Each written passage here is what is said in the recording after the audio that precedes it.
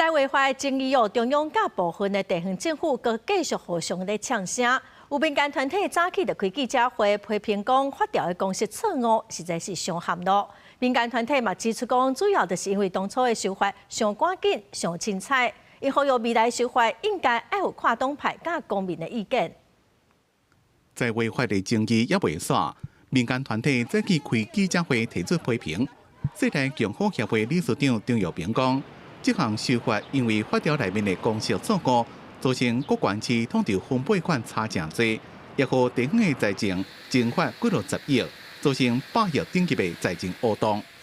地方县市的19县市，本岛19县市，通通写成22县市。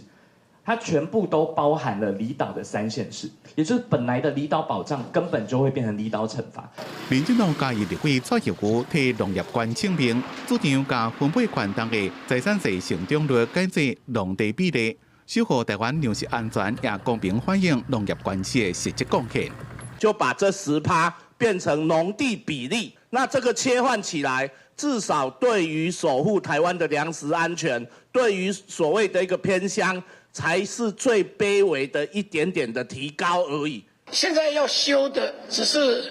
16条之一，有关于离岛的部分。我们党陈学生委员他已经有提案了哈，那这个来推，大家如果有共识，很快就推过了。中央地方也继续呛声，对行政院发言人李慧芝伫 FB 发文讲，假使台北市明年集运建设，就要家己付60亿。去10年爱付650亿，不过这10年来，台北市加体统筹税款会超过4000亿，相信会当好好规划使用。台北市政府讲，行政院第一遍公开承认要汰台北市650亿，市府甲市民拢无法度接受。这纸公文砍的不只是台北的捷运建设，更波及高雄等各市。发言人这个巴掌，难道是要打在陈其迈市长的脸上吗？